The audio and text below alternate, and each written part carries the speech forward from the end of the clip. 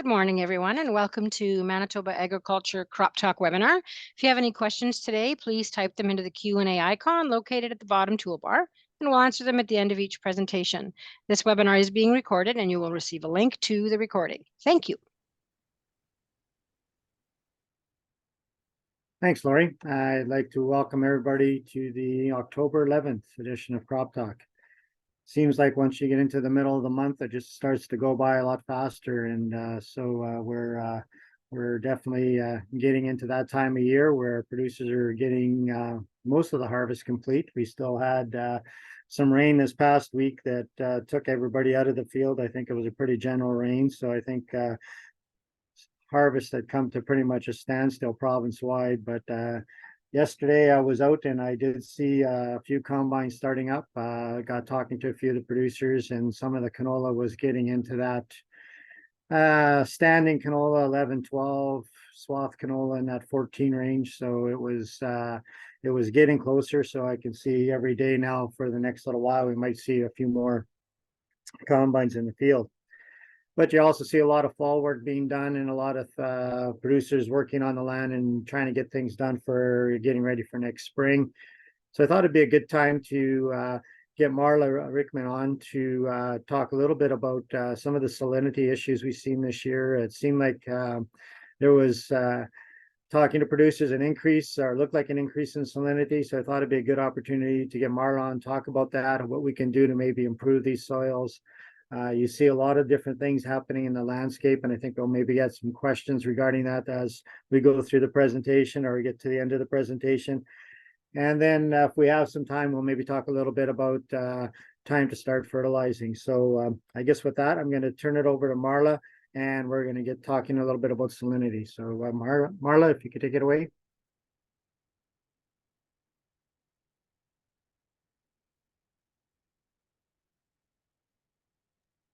Excellent. Hopefully you can hear me now and see my screen. Looks perfect. Awesome. Okay, so yeah, it's that time of year well, it's always the time of year to talk about salinity because we deal with it all the time, and we want to think about management of it at all times as well in a lot of ways. But of course, we talk about it at certain times of the year or certain years, I guess.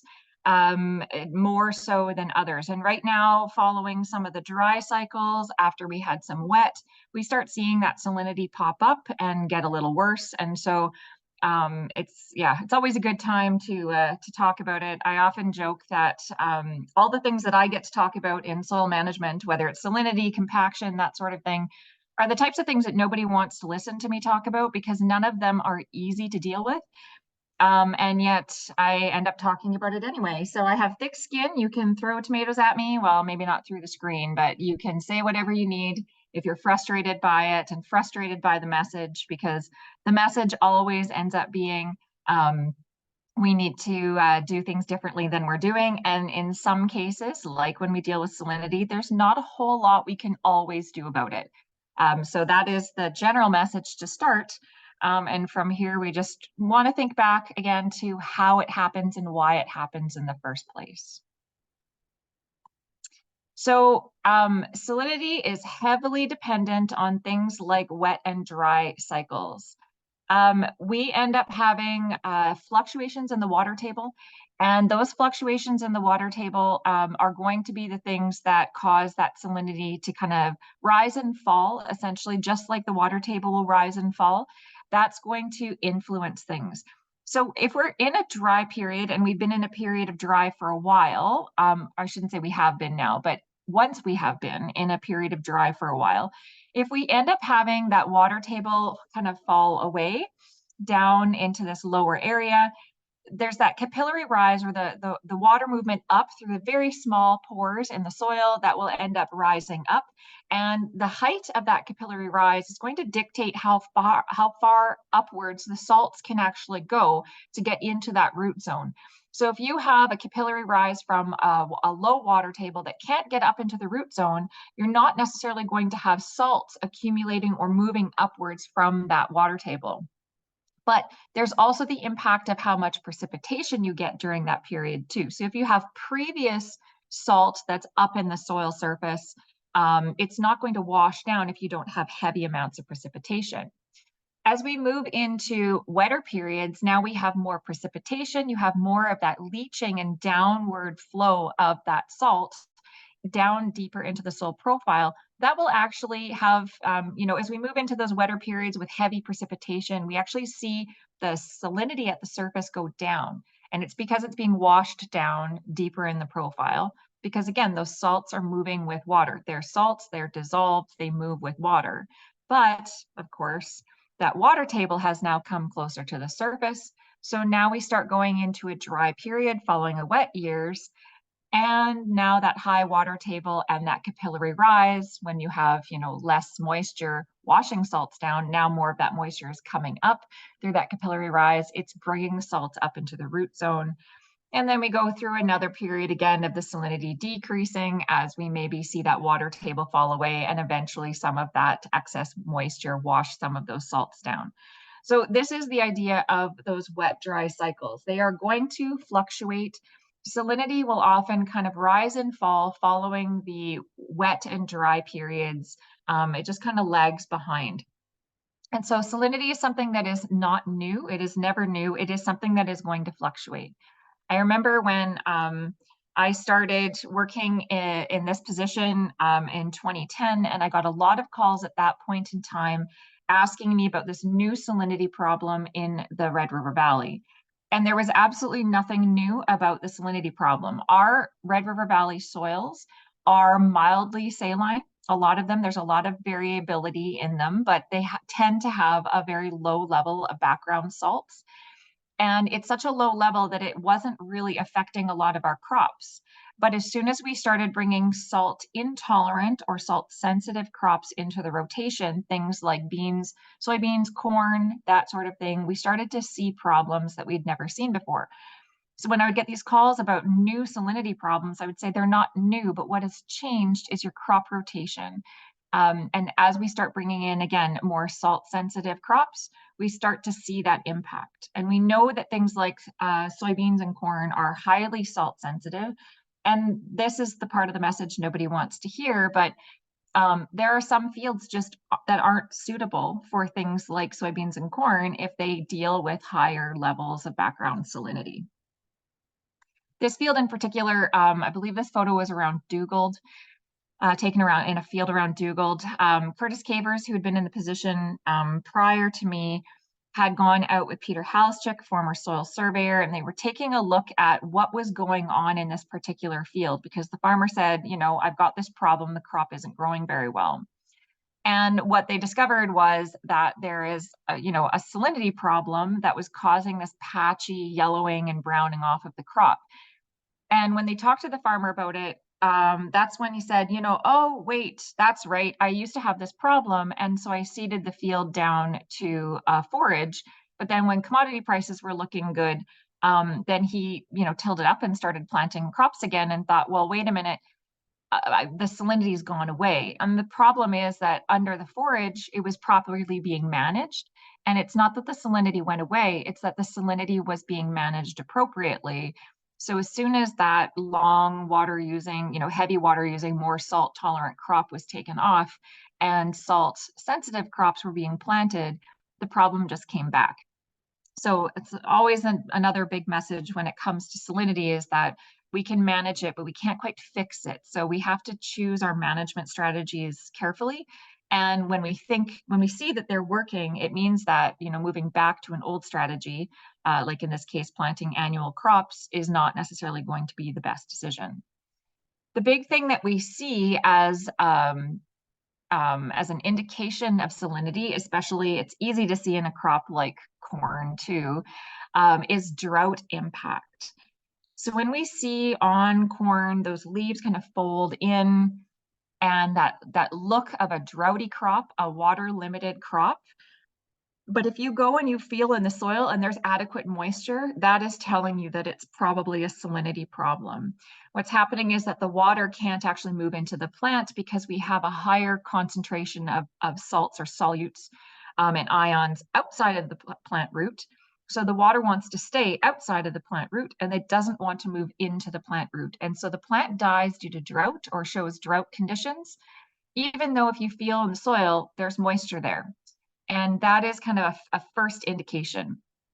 A lot of the time when we're dealing with those sensitive crops like soybeans and corn, you don't see the white crust on the surface of the soil because you don't have a high amount of salinity in the area. It's a very minor amount. It's a low amount. You might not again get that crust, but you're seeing the impact in the crop itself. Here, you know you've got a salt problem. Here you can see the salts at the surface. Again, we have that upward movement of water. It's bringing salts up with that water, and it's depositing the salts on the surface. The reason why the salts are left on the surface like this is that the water is evaporating, and as it evaporates, it draws more water up, and that evaporates, draws more water up, and the salts are coming up with that water. As it evaporates, it's leaving the salts on the surface. That's where you get that kind of white crust showing up from. So ultimately, salinity is not a salt problem, it's a water problem. And so we need to always think about salinity as something as how can we manage water? It really comes down to it's a water table. If it's a high water table, if it's upward movement of water and not downward movement of water, those are going to be problems that can bring salts along with it. So we always have to think about water movement first, and when we're talking about things like soil salinity management. So always consider the water is the issue, less so than the salt itself. The salt is essentially like a byproduct of water moving in an upwards direction. So to have those conditions then to create a soil salinity problem, you need to have a high water table. Something that is close enough to get those salts moved into that root zone by capillary action. So, 6 feet from the surface is enough. Capillary action is upward movement again in those very, very small pores. On a sandy soil, there's not a lot of small pores. The sands fit together pretty tightly. You may only have an upward movement or on a coarser sand of 2 inches or something like that. But on a clay soil, you could have capillary rise 5 feet. And so it doesn't take much then on a clay soil or a soil with more clay in it to be able to raise that water table up. And then on top of that, you have to have evaporation exceeding infiltration for a period of time. This is the dry period that we were talking about when we discussed that idea of fluctuation. You've got a period of time where the total precipitation or the amount of precipitation that is moving into the soil is less than the amount the plant is taking out, or the evaporation is being lost essentially from the surface. So that allows for more upward movement than downward movement. And then the third thing that often isn't always brought forward, but I always like to add, is a plant that is susceptible to soil salinity. So if you're growing things like pulses, vegetables, oil seeds, corn in this case, something that is typically more susceptible, that is going to cause the problem to show itself. If we were growing salt tolerant crops, we wouldn't talk about soil salinity. It wouldn't be an issue. And that's why I bring up that case of, getting the calls from the Red River Valley in that kind of 2010, 2015 period of time where people were calling and saying, I've got this new problem. There's nothing new about it. The thing that had changed was the inclusion of soybeans in the rotation, and soybeans being so sensitive, they were starting to show that salinity problem. So this is what things look like if we talk about a salinity effect on crops. So if you're going to compare your soil test here across the bottom, increasing from 0 to 12, this is decisiemens per meter. We'll get to what that means a little bit later. This is just showing yield effect essentially, and from a 100% relative yield to start, how that yield drops off as the salinity increases. So again, blue line, the darker blue line, soybeans, the red line, corn. Those are the sensitive crops. They very, very quickly start to taper off, and they don't even taper very much. They crash, their yield crashes very, very quickly as that salinity increases. So we will see that impact happen for soybeans and corn. Whereas a lot of our other crops like wheat, barley, and when we used to grow sugar beets as well, they have more tolerance. Canola would fit into here, that kind of grouping as well, with a bit more tolerance. They can move along and not have that impact quite as quickly until, they get to, that 3 or 4. And then once they hit that point, even then the taper is a little bit easier. So the yield will drop off, but not quite as dramatically as we see with something like soybeans and corn. I often get a question about, well, how does the plant actually deal with this? And so this is a slide that I show that Abby Wick had put together and given in a presentation previously. And she's just kind of showing that tolerance level. So you see something like soybeans here with the electrical conductivity of 0.3, which is basically non-saline, up to that 3.9. And then we get up to 11.3, like the crop is not growing anymore. This is saturated paste. Again, this means that you would cut that number in half. I'll talk about that in a future slide as well, but the idea is that this 3.9 or 4 that we see here is actually equivalent to the lab test of 2. So again, when we think about that 2 is starting to taper off very quickly, this would be like a 4, and this would be like a 5.5.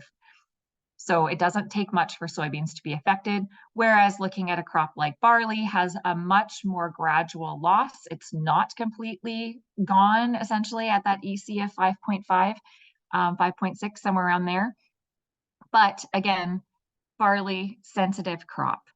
Sometimes people say, oh, can I actually feed, say I'm growing a forage on a high salt area, what do I need to like cut the crop and take the crop off so I'm removing the salts in that crop? Because if I'm just, say, mowing a crop down in a saline area or mowing weeds down in a saline area, aren't I just leaving the salts behind if I don't remove that plant matter to get rid of the salts? Plants will do this in a few different ways. There's an avoidance technique where some plants just tend to like live better in a saline area. They just tend to be able to function in a droughtier condition than others. And there are some plants that actually will take up some of that salt. And so they have an ability to accept a bit more of the salt than the avoidance crops would do.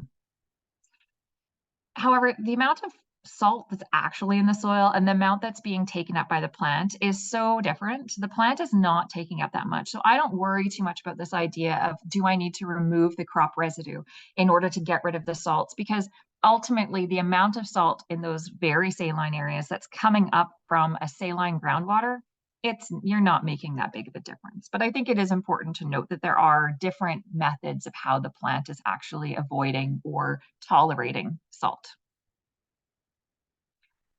I haven't shown this slide in a while. This is something that I got from Brunel Sabrin a few years back. And he was just looking at some salt levels, essentially, at a bunch of different fields in the Red River Valley. In this case, they were, looking at 60 fields. They were georeferenced soil samples.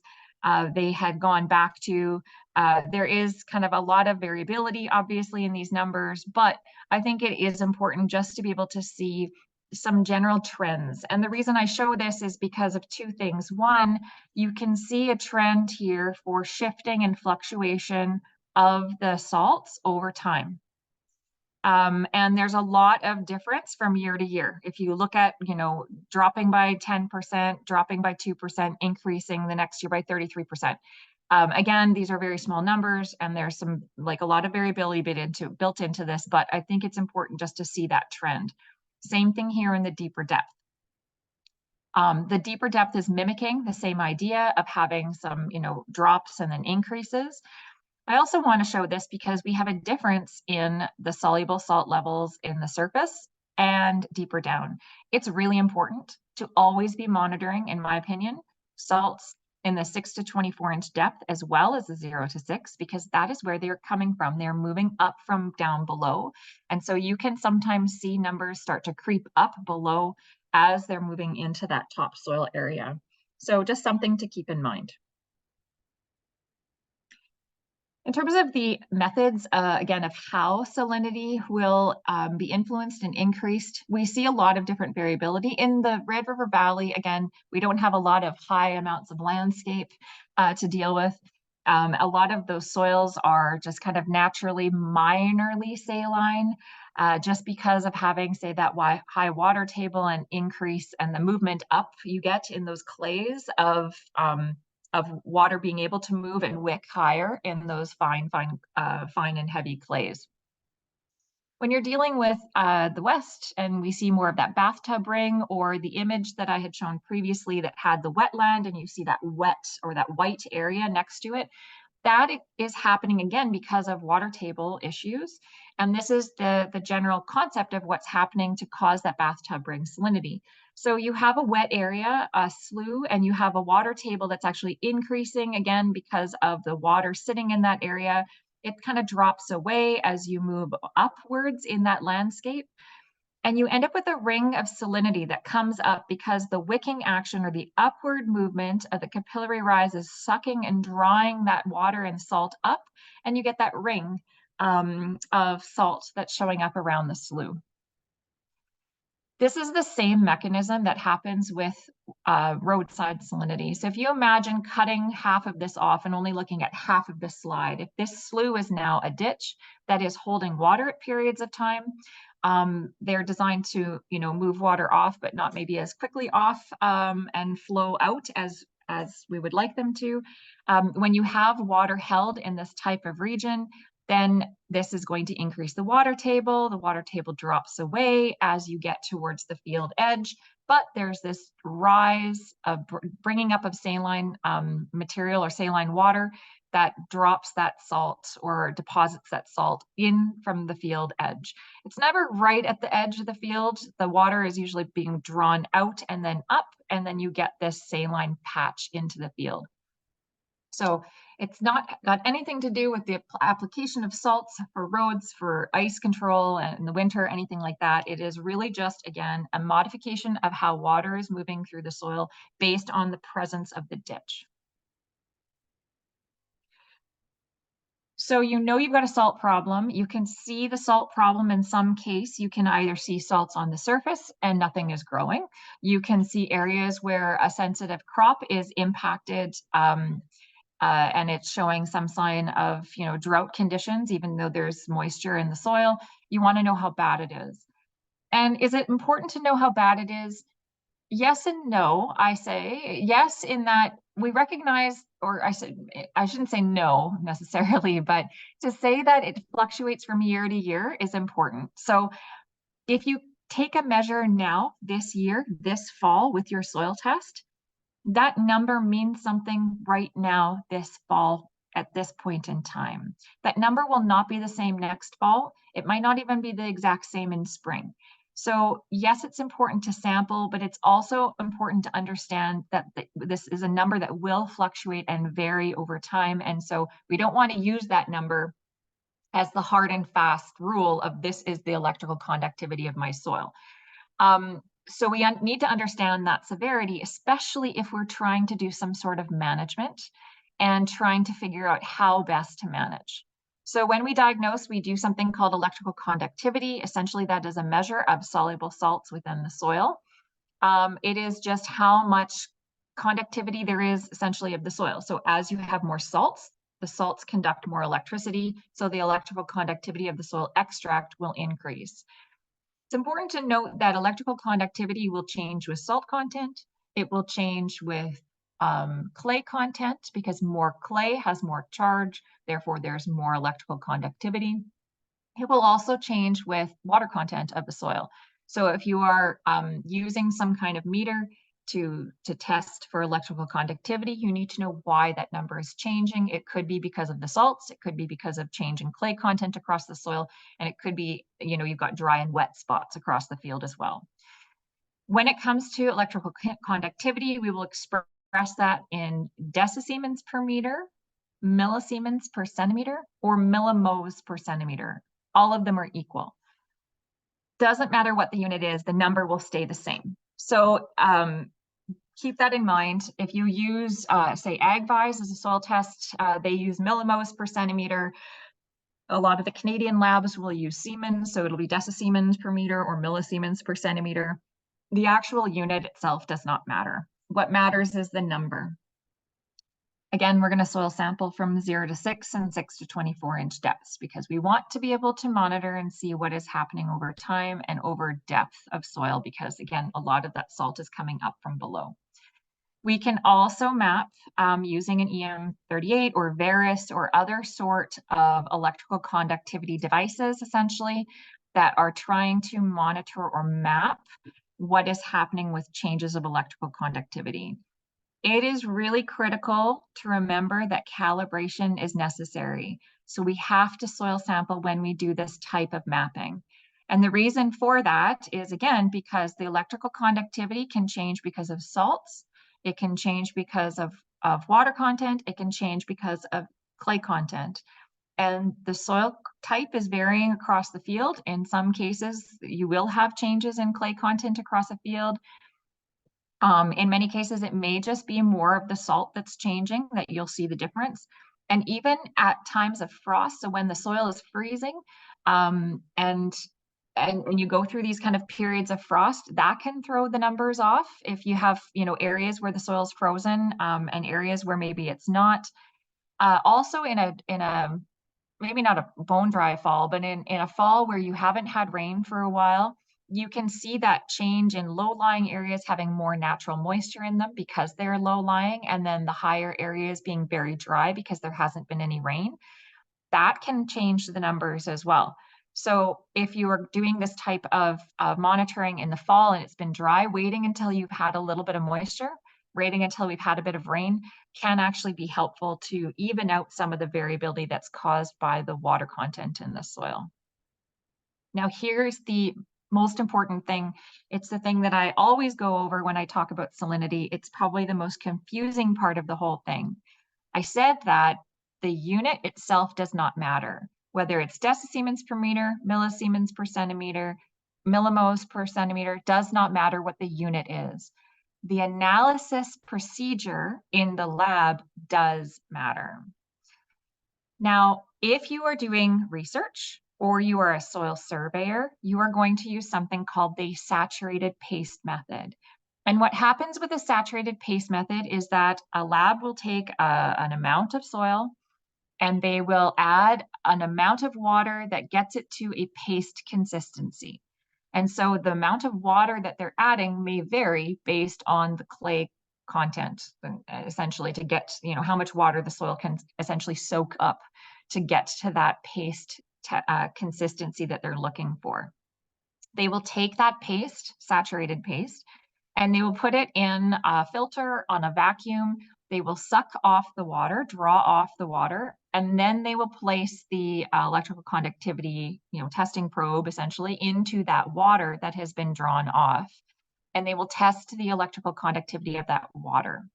What that does is it gives a bit of an estimate or an idea of the amount of salt that the root is experiencing in the soil. How much is the root having to deal with as it's growing?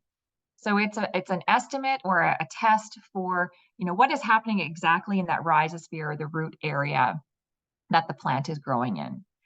There's also the commercial soil test. It is a 1-to-1 or a 1-to-2, 2-to-1, depending on if you put soil water, but essentially it's either 1-to-1 soil and water, so equal parts soil and water by weight, or it will be, 1 part soil, 2 parts water by weight. And they will use that ratio to determine electrical conductivity. In this case, you take those equal parts of soil and water, you put them in a container, you shake them up, get them all mixed really, really well, and then you kind of let it settle for a little bit, and then you put the probe into that water that's sitting at the top of that tube, and you will take the electrical conductivity of that water. Now, there's more water involved in this, which means it's a little bit more diluted. So what happens is the result of the 1-to-1 method is approximately 1/2 of the amount that you would get if you did the saturated paste method. So this means that if you are going to approximate your electrical conductivity values from saturated paste, you take the 1-to-1 method and you multiply it by 2. And normally you don't have to care about this. Normally you look at your soil test, your 1-to-1 or 1-to-2 water test, and you just monitor that over time. If it's going up, it's going down, that's what you care about. You're only looking at that one style, that one type of test and you're just monitoring that over time. It does not matter. When you are now comparing, say you have a high salinity problem and you're trying to make a determination of what type of crop to grow there, what kind of forage to put in there, something that is more salt tolerant.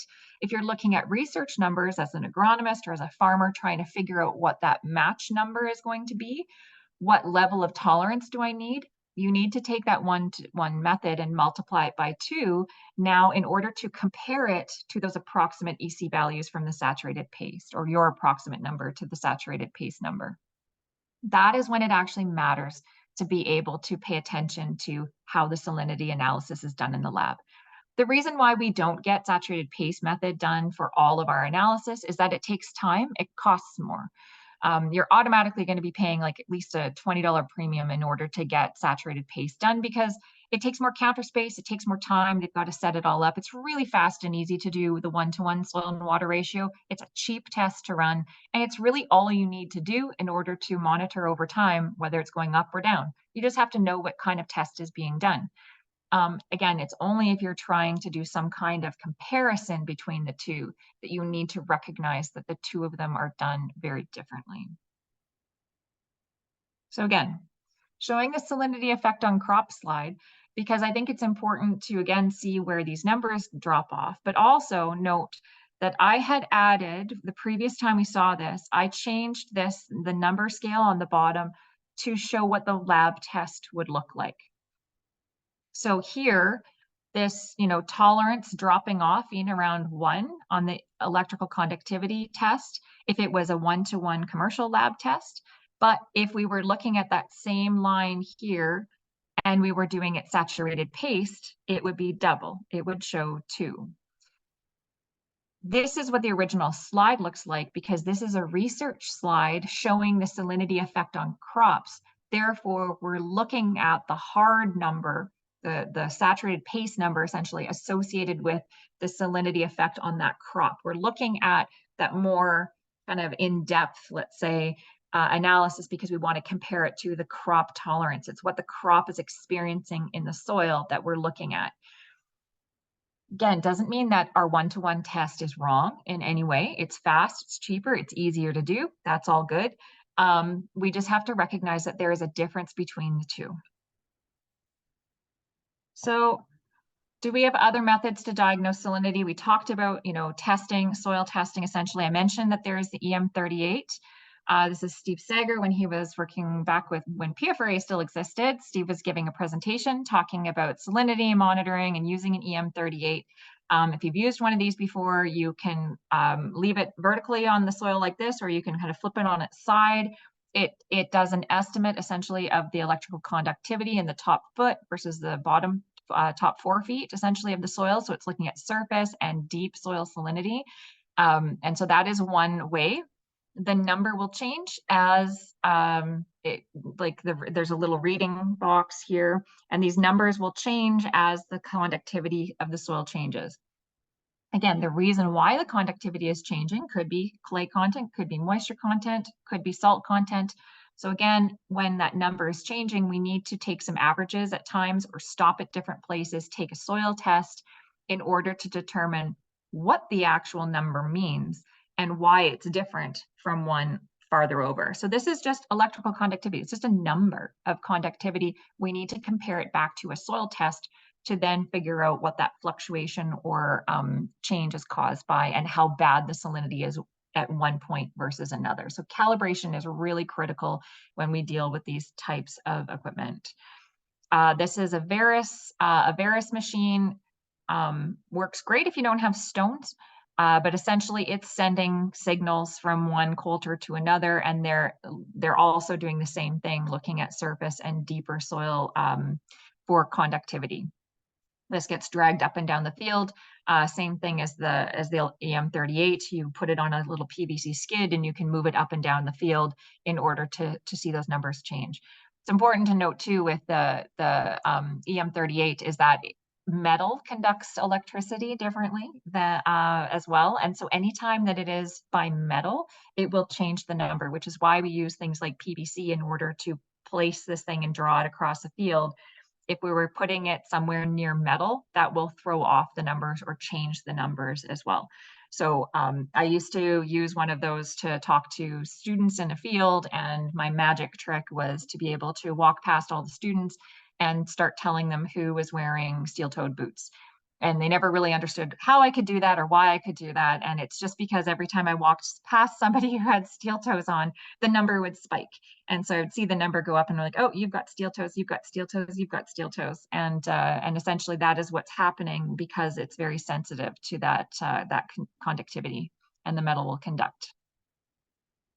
Okay, correlation isn't critical with any of these. Again, it just spits out a number. What the number means has to be related back to a soil sample. So we know how to monitor it. We know what it means to look at those numbers. We want to talk about treating it. Again, I don't talk about fixing it. We talk about treating salinity or working with the salinity, or trying to modify what we can, but we cannot fix it completely. So my very first step when I look at treating salinity is, what can I do right now? So right now, it's hard to make a really good determination of what that is. Right now, as we're looking at yield maps, we can actually look at those poor growing saline areas. We know something's growing poorly. If we know it's a salt problem, we can figure out how many acres we're dealing with, and we can go out and soil test now in the fall in order to see in those areas how bad they are. What is the severity, if we want. The first thing I want you to do after you've kind of at least identified the problem is just stop wasting money on them. If you go in and keep planting a crop that can't grow in there, it's obviously not going to do anything. If we're going to choose to grow soybeans and corn on land that is not meant to grow soybeans and corn, it's a waste of money. So the first thing that you want to do is just stop wasting money in areas that you aren't going to get a return from because of the salinity problem. Then, once you stop spending money, you can take some time to reevaluate and figure out whether or not there is some way to invest in those areas. And investing, it starts again with soil sampling to determine how bad it is before you plan a crop choice. If it's a mild salinity problem, you just maybe step away from salt tolerant or intolerant crops. If it is your headlands area, maybe you seed something else around the headlands and put your sensitive crops on the interior of the field. Just having a general idea of how bad it is helps you determine the crop choice. You don't need to go in and put in the most salt tolerant forage possible in a saline area if the salinity isn't quite severe enough to require the most salt tolerant forage. Again, the test that you're doing in the fall is just telling you how bad it is right now. But if right now is when you're trying to put a crop in, then right now is essentially what that crop is needing to fight against in order to get established. So it is important to be able to know how bad it is if you're making those plans for what that crop choice looks like. And then we want to remember why we even have salinity in the first place.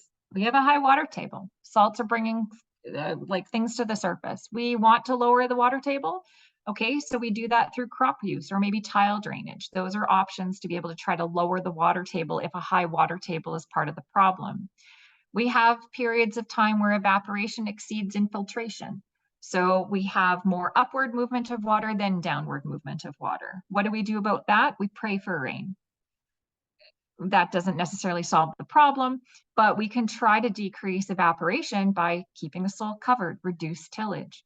Don't till saline areas. It is the worst thing you can do because all it does is it increases the amount of evaporation from those regions.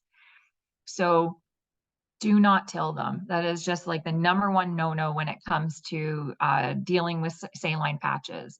Increasing evaporation from that tillage. Every time you till, you lose water. It pulls more water up to the surface. You're just going to cause more problems. And then again, what is the crops? What are the crops that you're growing and how sensitive are they? How bad is the salinity? How do you want to change things in order to decrease that potential issue? So using kind of crop choices strategically. So if we're talking about trying to, choose crops then to manage water, we want high water using crops in non-saline areas. Get your weeds working for you in a saline area. Weeds are growing and taking up water. And so we don't want the weeds there because the kochia looks bad and the foxtail barley and things. But here's the thing about kochia, it actually has pretty decent feed value. If you can cut and harvest that, then it could actually be useful for someone. But more importantly for you, if you don't have livestock to feed it to or a neighbor that wants it, more importantly for you, you can actually, by cutting it and forcing a weed essentially to stay vegetative, it keeps growing, it keeps taking up water. If it goes to seed, it stops growing and it stops taking up water.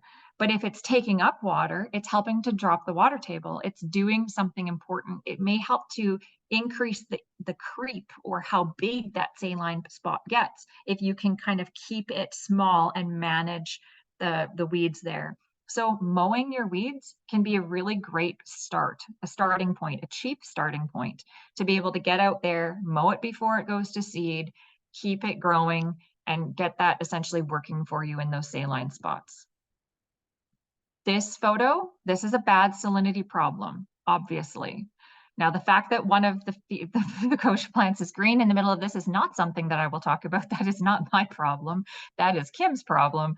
And Kim can talk to you about that in other future presentations. But this here is not helping to lower the water table. If you could, now granted, I know it's at the end of the year, but if you could have kept something green going in this area for a longer period of time, it can help to decrease the amount of upward movement, drop that salinity or drop that water table away because it's actually taking water out of the soil. So get your weeds working for you.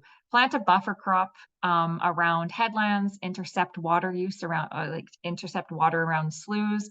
Back when I was at the zero-till farm many years ago, when the zero-till farm still existed, we did a study looking at water, looking at wetland health essentially. And what they found was there was a number of wetlands on that farm that had saline rings and a number of them that did not. The ones that did not have saline rings still had willows growing around them. And essentially the willow was intercepting this upward movement of water so it doesn't happen. So having some kind of high water using plant growing around a slough can help to do that. The same thing works for that roadside salinity. If you have that patch over here in along the road ditch, like in your headlands, that's not growing very well, this little spot next to the ditch where things still are growing, you want to get something like alfalfa established there. Even just 15 feet of it is enough to have that deep root that intercepts this water. And what happens is it stops pulling water up. And then over a period of time, it's not a quick fix, over a long period of time, when the rain falls and it washes the salts down, it will actually start to leach those salts back down deeper in the profile. And that salinity problem starts to go away. So that is a management for that type of, roadside salinity or bathtub ring salinity. These are medium long-term solutions. They are going to take a time to work and they are going to need to be in for a long period of time. So something like that buffer crop, this is the long-term solution. If you take it out, eventually the salinity comes back again because this is a natural, well, in the case of roadside salinity, it's less natural because the ditch exists. If you didn't want roadside salinity, we wouldn't have ditches, essentially. But we kind of still need the ditches in order to move water off the field and out of areas. So the ditches are a necessary evil for us. And then we have to then deal with sometimes that roadside salinity getting a little bit worse. But we can manage that with that buffer crop. Tile drainage is another thing that people talk about. Tile drainage can actually lower salinity. It's important to note that there's a couple caveats to this. The length of time that it takes to do that and the amount of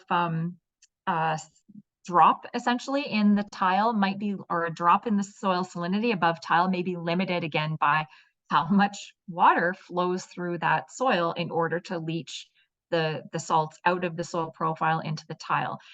So this is some work that NDSU is doing, looking at tile drainage, and they have 10 different sampling GPS located spots they kept going back to over top of tile. And obviously when they installed it, this red dotted line, there's a lot of variability in terms of how bad the salt is as they kind of move across the saline patch. By 2010, this is the red solid line here, the number had dropped quite significantly. 9 years to drop, 1 to 2 points here from, like in this best area here, from 1 up to 3. We had a 2-point drop in the total electrical conductivity or salt level. And here, a 1-point drop in some areas. So it's variable in terms of how that happened. That's a 9-year period. And, if you are trying to get a quick fix on salinity, again, there is no quick fixes. Even tile is going to take a long period of time. I've had people call where they've said, oh, I've got an EC of 8, and I heard that tile drainage is going to be beneficial. Well, I guess the question is, do you want to be able to grow things like wheat and canola in 30 years for your grandchildren, or 40 years maybe? Or are you wanting to grow, or deal with it right now and just try to tolerate it?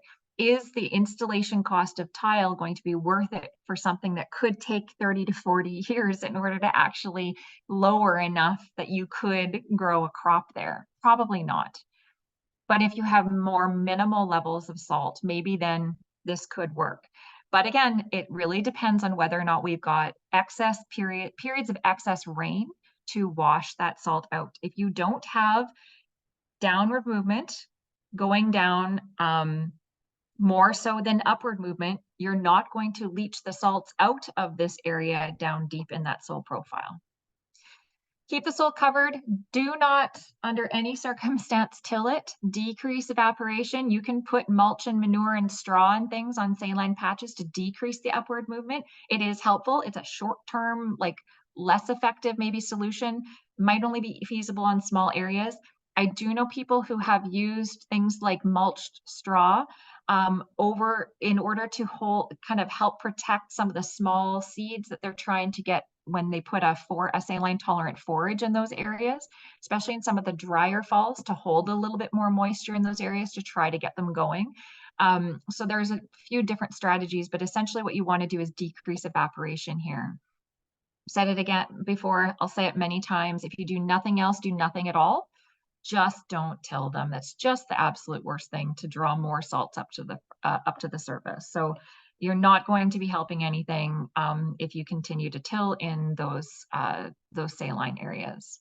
You can look at planting salt tolerant crops. This comes from the soil management guide. You can find a PDF version of that document online on the Manitoba Agriculture website.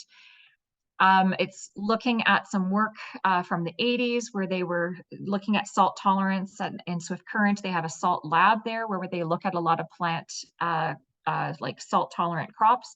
Note that here, these numbers, because it is salt tolerance of crops, these numbers are saturated paste. So we want to divide them by 2 in order to compare them to your lab test. So your soybeans and corn, we're not going to tolerate anything above a EC of 2.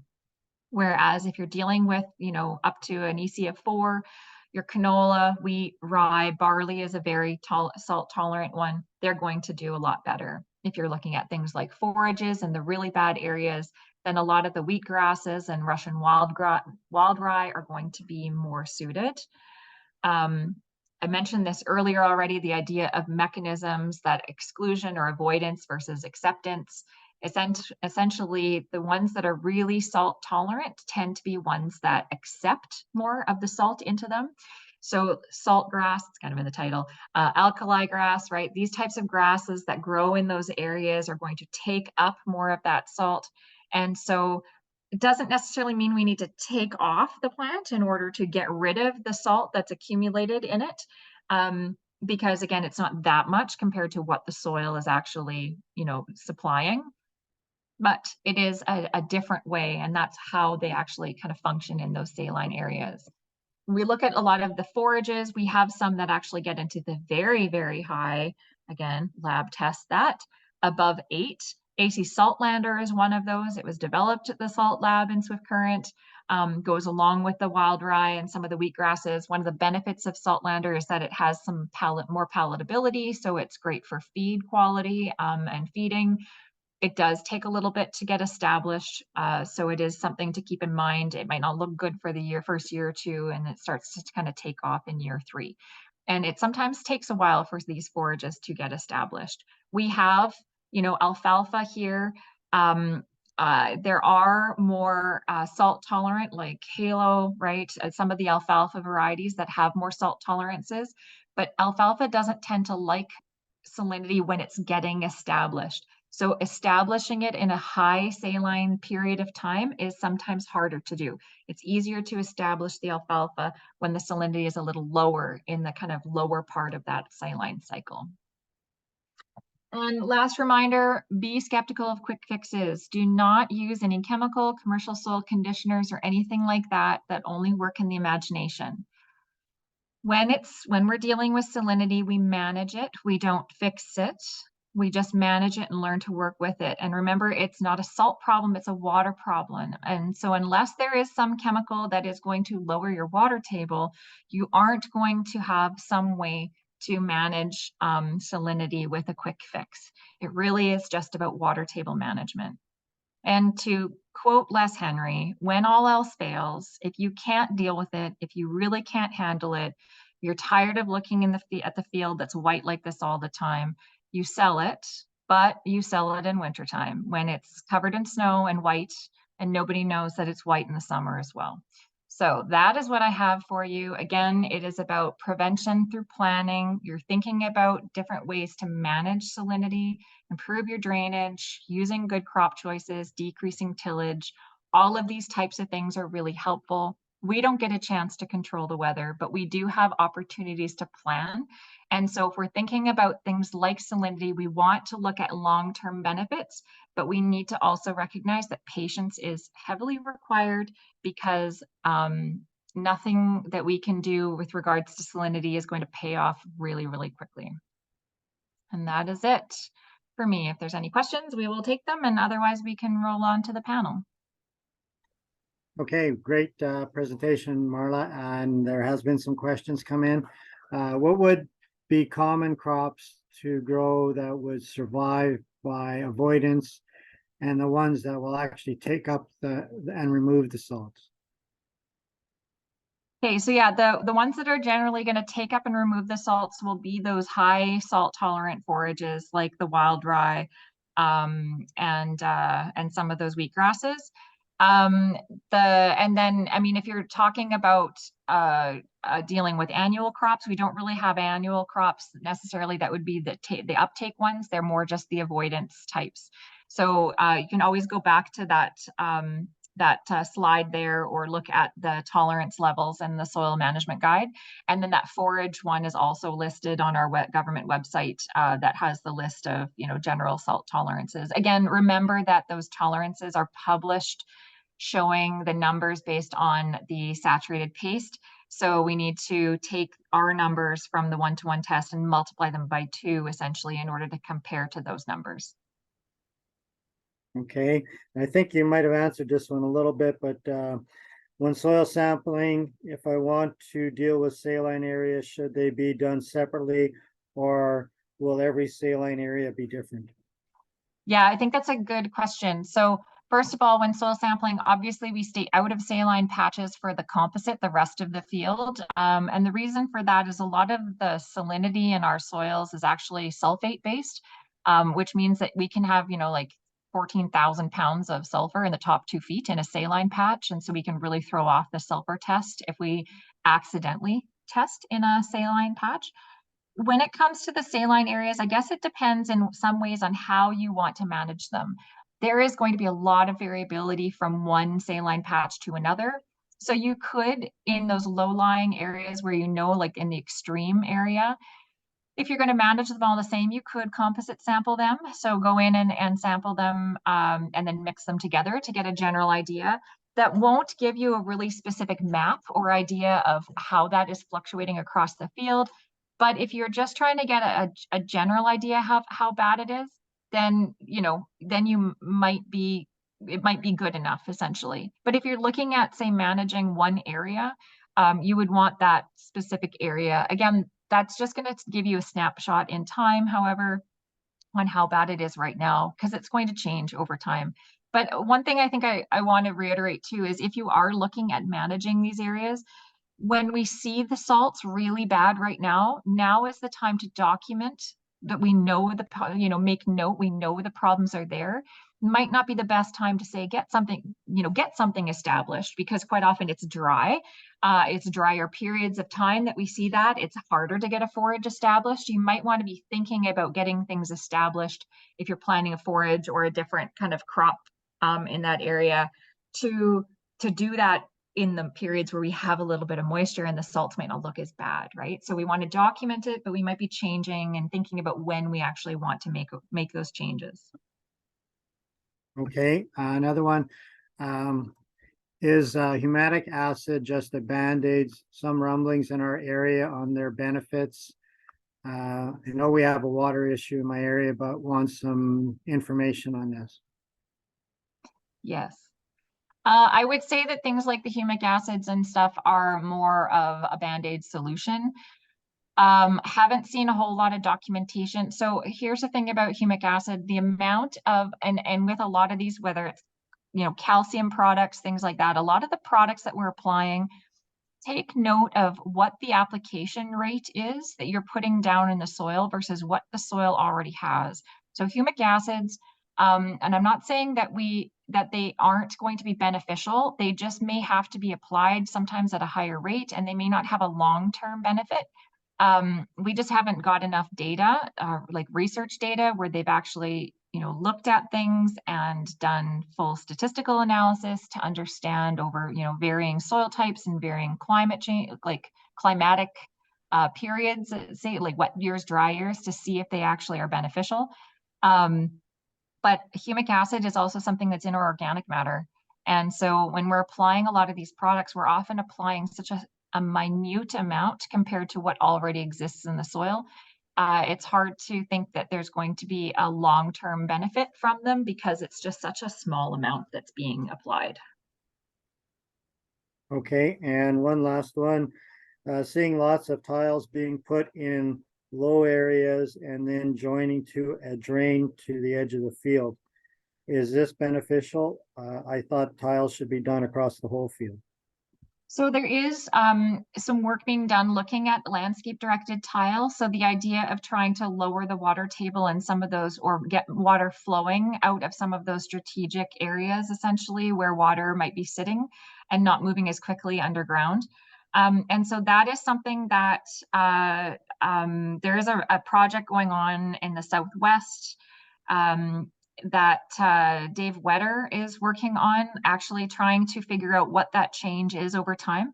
So it'll be interesting to see some of his results over time as he's actually monitoring the salt in the low-lying area, but also moving out from the low-lying area over a distance to see if dropping that tile in that like low-lying landscape is actually lowering the salt into the field at the same time. So stay tuned. There's some work being done that's local on that. Okay, good. That's gonna be good to follow because I'm actually seeing some of that in my travels as well, and found it interesting. I also seen guys maybe trying to do their own where they're digging deep ditches in some areas and trying to just do the same kind of thing besides putting a tile. I'm not sure if that's going to be as beneficial as the tile. Okay, question for I guess this would be for Kim and Marla. We're getting into fall and seeing a lot of growth of annuals, basically a lot of volunteer canola from previous crops and in this year's crops growing. What is it going to do to my next year's nutrients? If I'm soil sampling now, do I need to take this into account? Or and being their annuals, does it make sense to spray? I guess I can start with that, Lionel, if that's okay. Sure. I guess it depends on the weeds. It depends on which annuals they are. We know we do want, I've talked about how we don't want the pigweeds to be setting seed because those seeds can be resistant. If you've got water hemp particularly, that's a bad one, but even red root pigweed. Weeds in general will be taking up nutrients. Sometimes that's a good thing. If there's excess nitrate in the air, in the soil, they'll take that up. They won't, it's not lost once they take up weeds, once they take up the nutrients. But it is definitely, it's tied up for a while. It will eventually be released. I'm sure some of that will be released next year. We know we see that with cover crops that we terminate over winter or let winter terminate them. So basically, you could think of your weeds that way. However, we do need to know that they are using up nutrients and moisture, and depending on what the status of the soil is in return, in regards to nutrients and moisture, you may want to get rid of those just to to make sure that we're not tying up too much of that. The moisture would be gone, would be not recycled, whereas the nutrients would be recycled at some point next year. So the nutrients aren't lost, but they are tied up. So again, it just depends on which weeds they are and how much they are. But generally, just for terms of weed control, we wouldn't necessarily be spraying annuals in the fall. If especially once they've already set seed and that type of thing, then there's no point spraying those. But I mean, take a good look around. There's probably some other weeds in there. There's probably some winter annuals. There's maybe some perennials as well. So if it's worth going after those ones as well, I am a fan of keeping the fields quite clean in the fall, and then because we don't know what's going to happen over winter with moisture, with snow, how much snow we're going to get. We don't know how much rain we're going to get next spring. And, I'd like to be able to see these fields nice and clean heading into next year. And it just sets everything up next spring for, for a better start. Okay. And Marlo, how long would it take for these plants to break down and to return the nutrients to the soil? Yeah, that's gonna really depend a lot. That's the big question is always, what's the weather going to be like next year? So Kim's got everything completely on, like, hit the nail on the head here, around, the moisture conservation. If you need to conserve the moisture, you want to get rid of them. If you're trying to capture excess nitrate, then you might want to keep them. So it's evaluating right now what's happening, but in terms of what you're going to get for the mineralization rate of the nitrogen that's been taken up into this plant matter, it's really going to depend a lot on next year's moisture. So if you have, we have a warm season with adequate moisture, adequate rain, you may have a higher rate of mineralization out of that material, and it might be immobilized and tied up for a longer period if we don't get that. So it's really hard to predict. But like Kim said, it's not gone forever.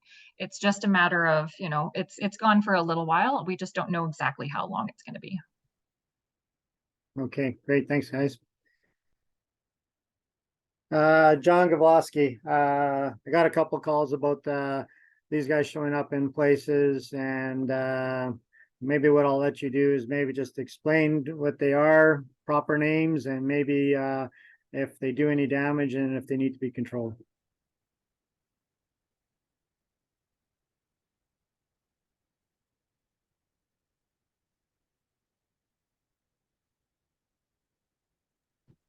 We're not able to hear you, John. If you are unmuted, we're just not able to hear you.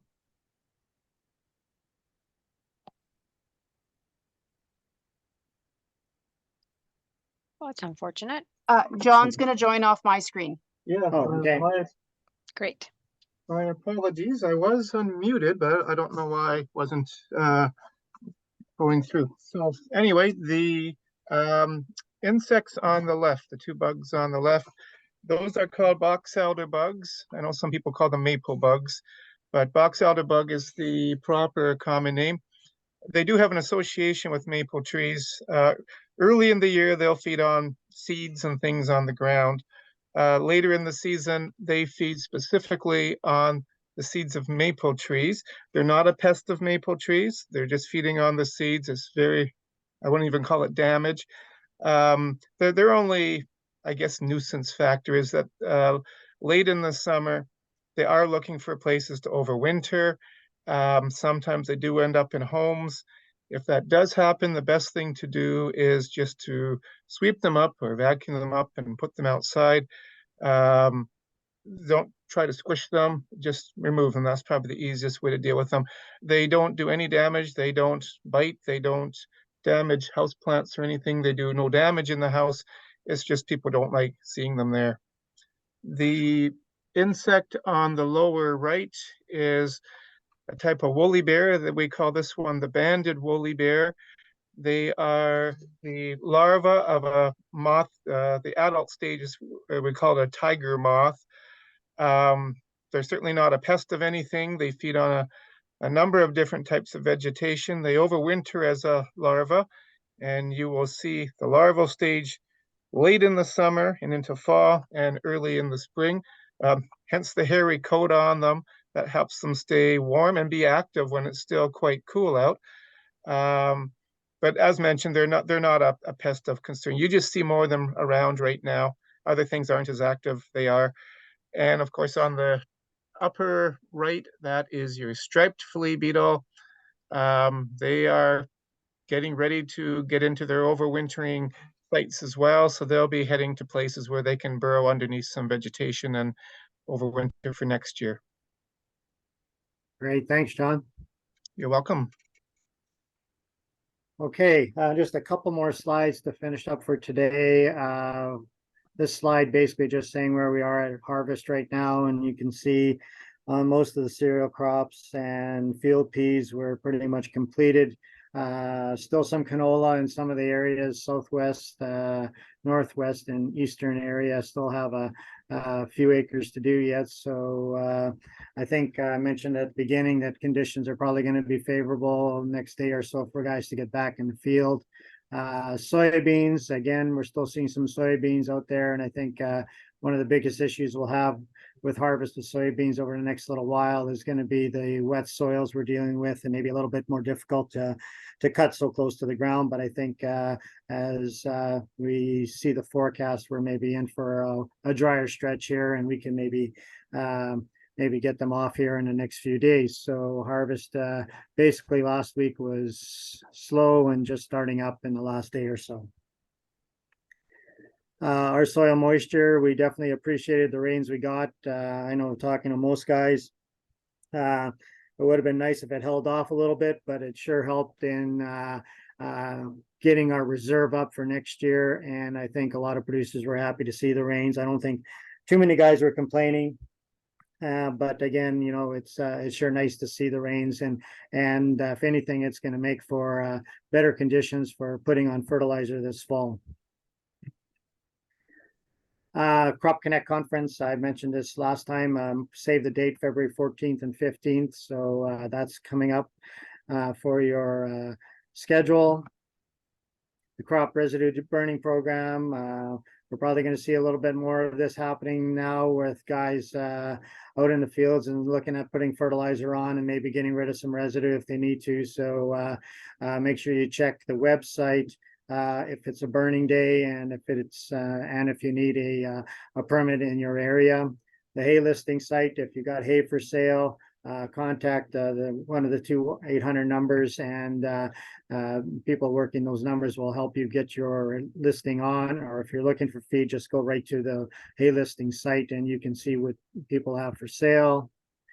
Here's the list of our extension specialists. So if you've got questions, seems something happened in the field, got questions regarding fall fertilizing, you know, give any one of us a call. We can definitely give you a hand. The livestock specialists, again, if you're looking at getting some feed rations done, this is the time of year for that. So I would imagine if you have any questions, please give any one of these people a call. They'll definitely help you through that. The MASC offices, I imagine, are going to be getting more and more busy now as people are going to be doing their harvest production reports. So definitely make sure you get those done and in. I put this on last time, and I'm not going to mention a lot about it, just some information on how to measure your bin, round bin, just so if you're figuring out if you've got some bins that aren't quite full and need to kind of determine how much grain's in them. And then that's this slide here is to determine how much grain is in the cone. So some good information if you need to be figuring out for your bins. And that's it for this week's Crop Talk. I'd like to thank Marla for the great presentation on salinity. And if you've got questions, contact myself or Lori, and join us next week, October the 18th, for our next edition of Crop Talk.